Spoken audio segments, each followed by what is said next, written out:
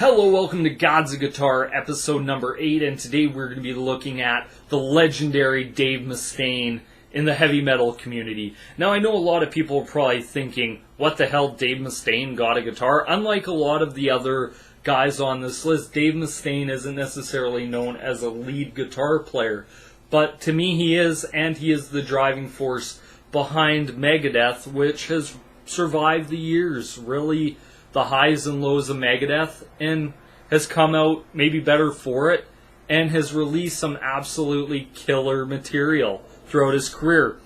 Now, a lot of people like the whole Dave versus Metallica thing. I'm one of the people who thinks it's absolutely played out. But looking at Dave Mustaine's work, even with Metallica, it was really evident from the start that he was one of the driving forces behind that band, and especially playing lead where James Hetfield more focused on rhythm. It proved Dave wasn't just a one-trick pony, he wasn't just a rhythm guy in Megadeth, that he did have lead capabilities. Now, getting into Megadeth, him and Dave Ellefson, Garth Samuelson, Chris Poland, that first iteration, and that's the thing about Megadeth throughout their entire career, there's only been one constant, and that's been Dave Mustaine. A lot of people would say, well, Dave Ellefson, but he did leave for a while and come back. But for the most part, it's been Dave. That's really been the band. Now, songs that I think you should really look into Megadeth to understand why I think Dave Mustaine is a god of guitar. And this list was actually really easy to come up with, for me especially. The first song they did, Last Rites, Love to Death. That is a fantastic song. That little intro with piano and then going off into this what the hell just happened. It's like pretty much a nuclear explosion going off. It's just wow. And I've always loved that song. It really did stick with me. That and the song Looking Down the Cross, which is another great song from that first record. I know a lot of people have said production-wise it isn't that great a record, but I think that really is a lot of that charm of that first record. Is production isn't great, but you can tell there is something there with the band.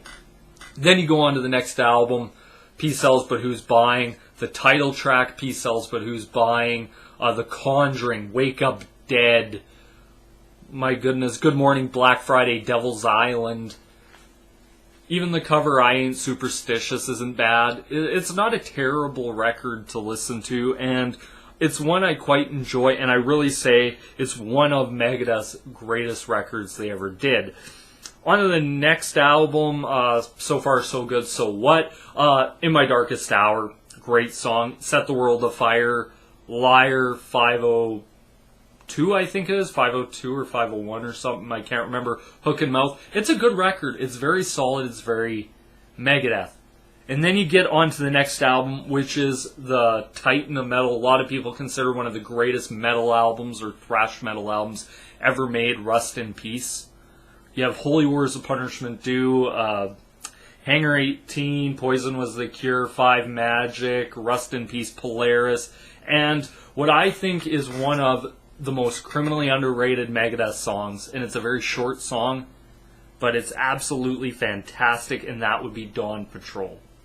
There's nothing much to it. It's simple bass and rhythm, but hearing that together with Dave's voice really did show that this band wasn't just hard fast. They did have that grooviness to this band, which I think really helped them throughout the rest of the decade, really the 90s.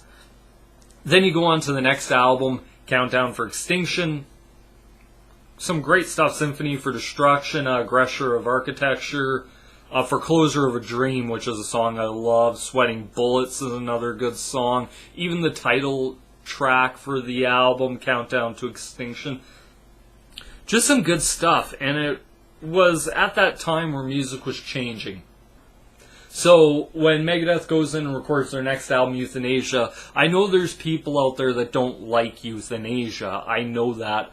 But to me, it's a fantastic record. Songs like Atulamon, The Killing Road, Reckoning Day, I Thought I Knew It All, Family Tree, Dave Mustaine could write a song about incest and make it actually singable. That's absolutely awesome. I love that about Mustaine. But it's his guitar playing. It's his rhythms. It's him and Marty Friedman working together. I always thought that was one of the best Megadeth partnerships. Him and Friedman and him and Kiko recently, I'll say, really feed off each other well. Then throughout the rest of the 90s, he's doing Cryptic Writings, Risk. And they're more hard rock albums. They're not metal. And I think that really, a lot of people didn't like that about Megadeth. And then even into the next two where you had The World Needs a Hero and I want to say The System Has Failed are in there. Which I do like the songs here and there off those albums. I don't think they're absolutely wasted time. But from about that 97-ish to pretty much 2005, it was more Megadeth trying to survive. A lot of people looking at the 90s, I look at that as Megadeth and Metallica, and they say, oh, they sold out or they did this and that. It was really them trying to survive in a music industry that was nothing like the previous decade or anything really since. In the 2000s, it kind of smartened up a bit, and metal got a little bit better. But not, I think, to the level of the 1980s stuff they did. And then you get into that United Abominations, which I really love. He covered his own song and did it the way he wanted it. To Le Monde. Him and the singer from Lacuna Coil.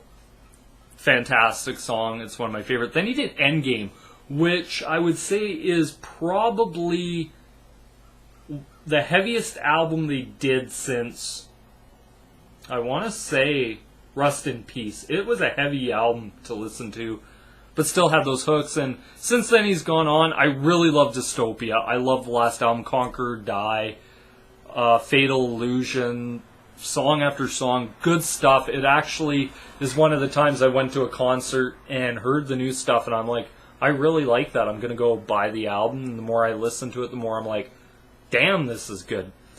But looking at Dave Mustaine's guitar playing throughout the years, and it's absolutely astounding to me, the rhythms, is the stuff he's playing isn't necessarily considered overly complicated or out there. It's more to the fact that it's basic, it's simple, but all the other stuff going on just sets it apart. Like, it's kind of like, to me, David Gilmour. David Gilmour had these nice, clean rhythms that I really enjoyed listening to. And in the metal community, I find Dave Mustaine has that. It's very clean rhythms. I love it when Dave Mustaine plays clean. Because you know it's going to be tight, you know it's going to sound good. It's not going to have that sloppiness to it that I find some bands fall into that trap. But anyway, that's my thoughts and opinions on Gods of Guitar episode number 8, Dave Mustaine. I'd like to hear your comments. Do you think Dave Mustaine's a god of guitar? If not, comment down below. Once again, be sure to like, comment, favorite, subscribe down below. This is me here signing out. Peace.